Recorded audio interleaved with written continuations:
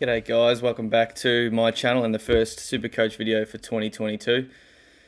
Excited, SuperCoach is finally open. Well, for most of us anyway. I actually am a gold member. I won't get into it too much, but I signed up for something, I think I linked the Herald Sun or it's Foxtel or something like 6 or 7 years ago, and I've had gold ever since. So I've had the team picker for a while, but I'll be honest, I haven't really looked at it too much. I only made maybe one or two teams and then let it sit. Enjoyed the break over Christmas and New Year's. Not that too much was happening, but back on the channel now, keen to make vids for this year, and they've made a lot of changes.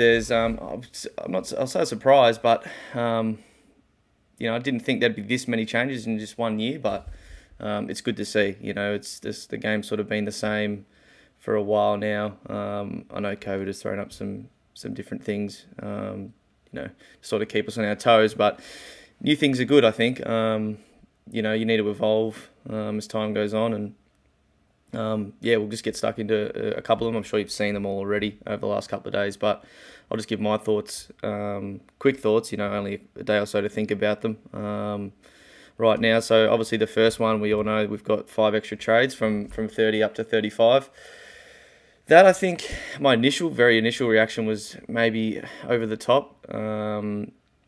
But as I think JD pointed out in his vid, that it's been a lot harder to get to a full primo team the last couple of years. The cost of a trade has gone up and whatnot that JD was breaking down. But I think that also falls into what rookies make cash in a given year. I always think back to, it's not that far, but 2019, sort of the last true season we had, and maybe that's a part of it with COVID, that the rookies haven't been able to get into teams and hold their spot or develop good enough. But we had Rob, who made like 350k as a ruckman.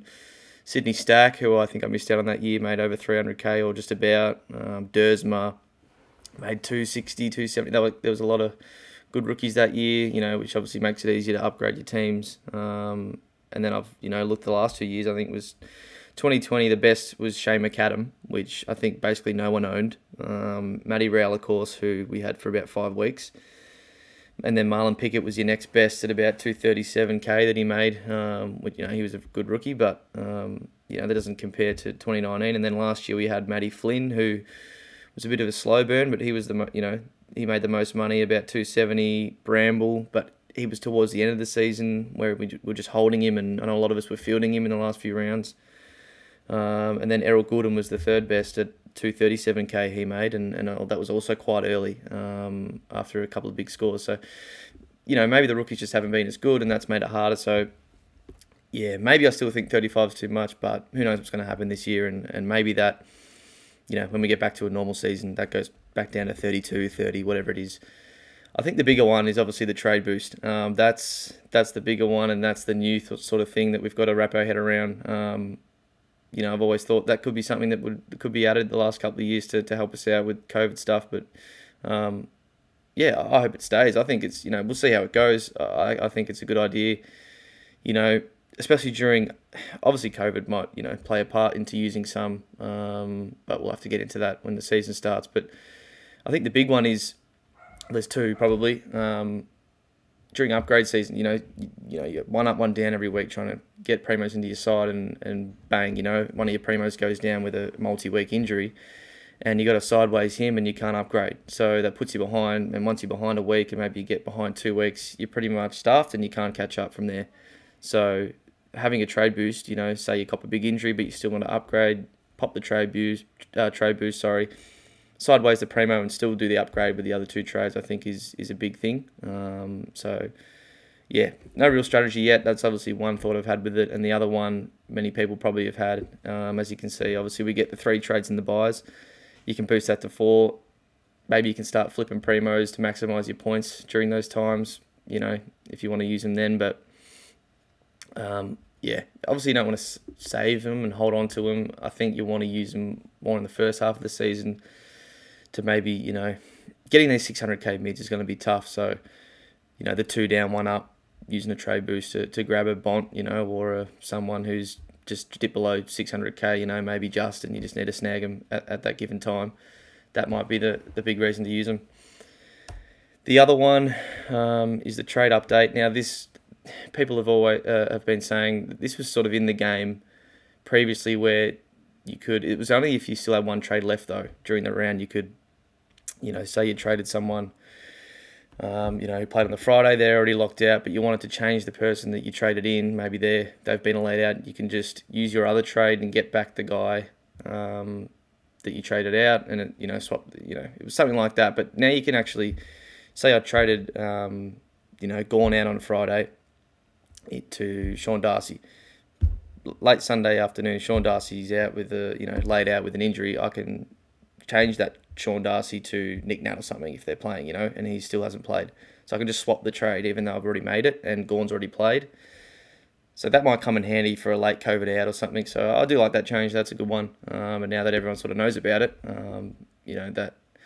that's going to benefit us. May not benefit anyone, but if you happen to come across that situation, you might be able to get out of it. So I think that's a good one too.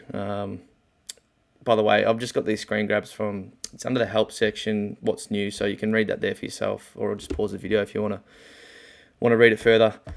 The next one, this is the DPP. I like this one as well. The AFL Fantasy guys, or that game has been using that for quite a few years now, and I think it mostly pertains to the forward line, where every season we got no idea who's going to be the big guns in there. Obviously there's sometimes been a Danger or a Dusty that you just set and forget there, but it's not always like that. And this year's no different. Definitely looking at the forward line. So I think the main aim with this would be to just skimp out in the forward line, pick obviously rookies that are hopefully playing, maybe a couple of mid prices. Once that round 6 hits, I think pretty much the bulk of the changes, DPP changes, will happen that time, and we can see who gets forward status and start to bring them into our team instead of trying to guess who the top 6 forwards are from the get-go. So that's probably the main one. And then as you can see there, you can only gain DPP if you've been a single position player, and you can't lose it. So if you already have 2 positions, you're not going to get a third, or they're not going to get swapped. You're not going to go from mid forward to a mid defender or whatever. It's only for single position players to get another one. And then down the bottom there, how champion data do it is just where they start at stoppages, so centre bounces and ball ups and whatnot, throw in. So and you have to play 35%, I believe it is, time in that specific area of the ground to gain the second position. So I like that one. That's going to give us more options down forward. People may say it makes it too easy, but to be honest, for me, it actually opens up the player pool, and we're not just all going to be trying to get the same 6 or 7 forwards by the end of the year. There might be about 10 options now, which, I think is good. More uniqueness in teams is always good, in my opinion. In the game, it creates a bit of a skill gap, and you've got to nail your selections. In the back half of this video, I'm just going to go through a quick team update. I've spent a little bit of time on it. Obviously, we don't know rookies, yada, yada, yada, as everyone says in January, which is mostly true, but I know there are a lot of guys out there doing research and seeing who's looking good in pre-season, so I've just taken a bit on board from them, and mainly it's the primos and who you want to select in those main positions at this point. So first, I'm just going to go line by line. Let me know if you actually like the way of doing it instead of putting the big team on the whole screen at once. So we'll start with defence. Jake Lloyd, Aaron Hall. To be honest, they haven't moved from my team since that first team picker I went and selected them. So can't see myself dropping them. I just think they're very safe selections, as safe as you can get back there. Obviously, I've got no qualms with Jake Lloyd. Maybe Aaron Hall, you say he might have an injury history, but it hasn't been for a few years now. And playing in the halfback role, getting those sort of contact injuries and whatnot that he's had in the past. I think he had knee problems and stuff like that. I think it's much harder to get that stuff down there, and I think he'll have one more really good year of scoring in that role until they probably try and develop some kids to start playing that position. And then Lockie Whitfield, who at 500k I think is absolute no-brainer, especially now with these new rules, trade boost, whatnot. You think, he's a risk.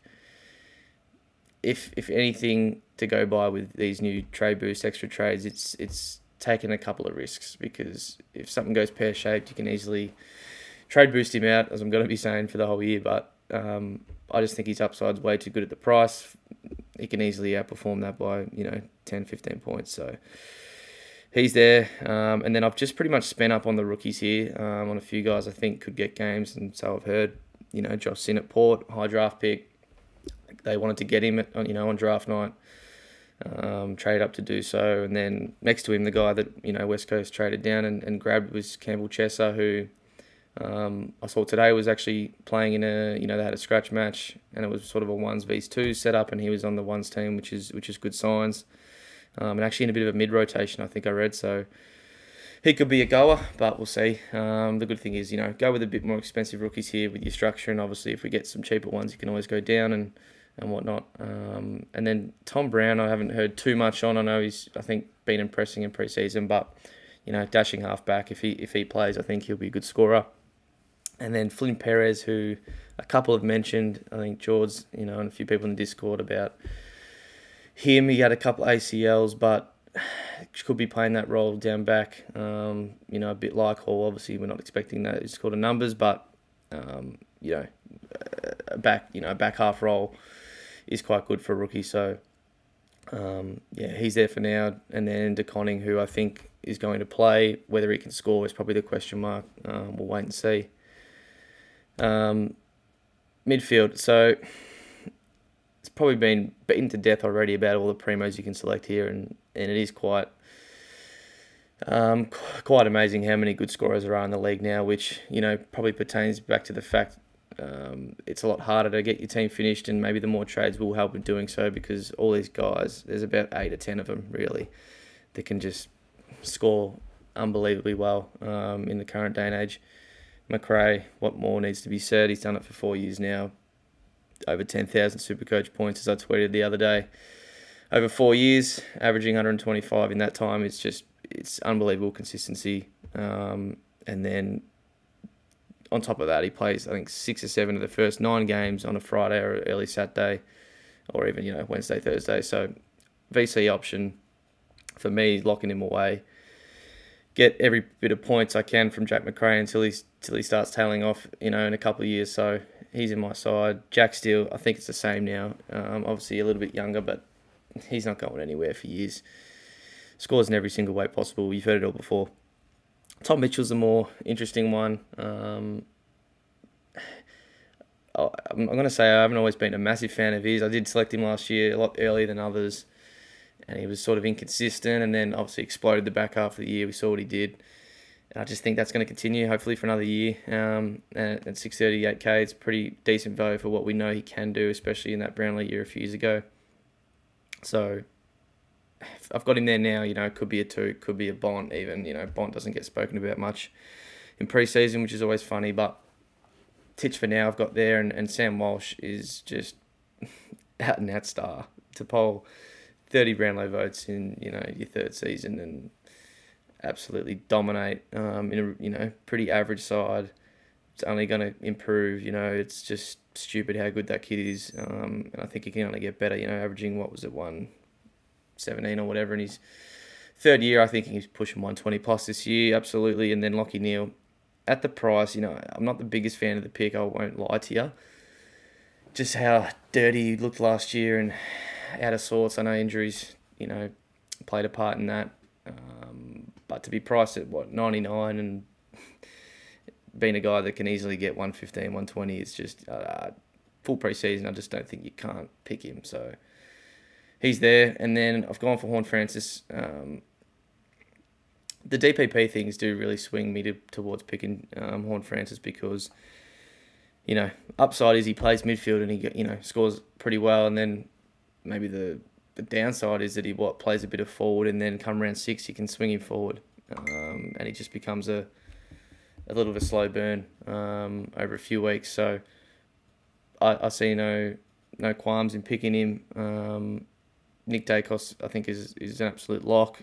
Same sort of thing. Come round 6 you could swing him in defence. And then Greg Clark's the other one.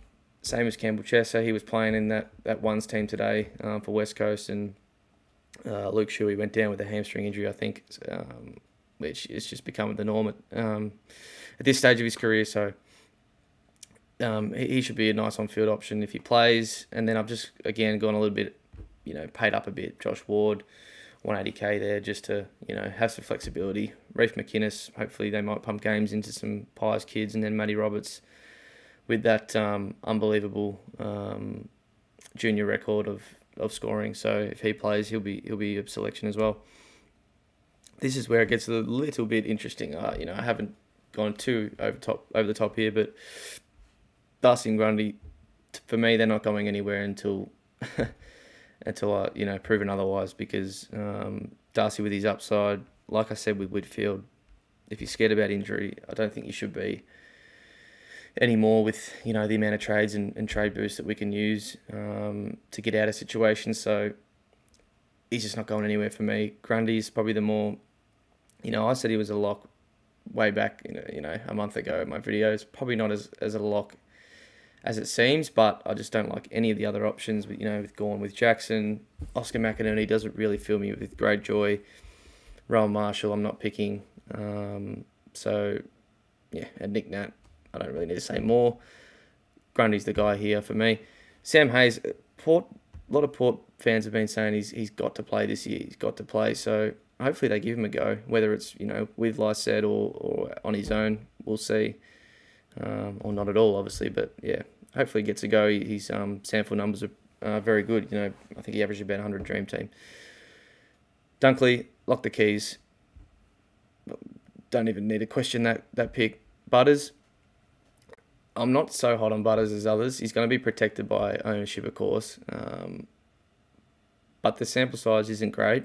Yes, he went off for 3 weeks, or sort of 2 of 3 and half of the 4th. But he's got to be given more of a role. I mean, I'm not saying he hasn't, but more of a midfield role this season just because of how much talent he has. So you expect that to happen, but I wouldn't bank on it. So, obviously still want to see it in the preseason. Cogs, pretty much a no-brainer at the price. It's just you can't really go without him, provided he doesn't have any hiccups in the next couple of months.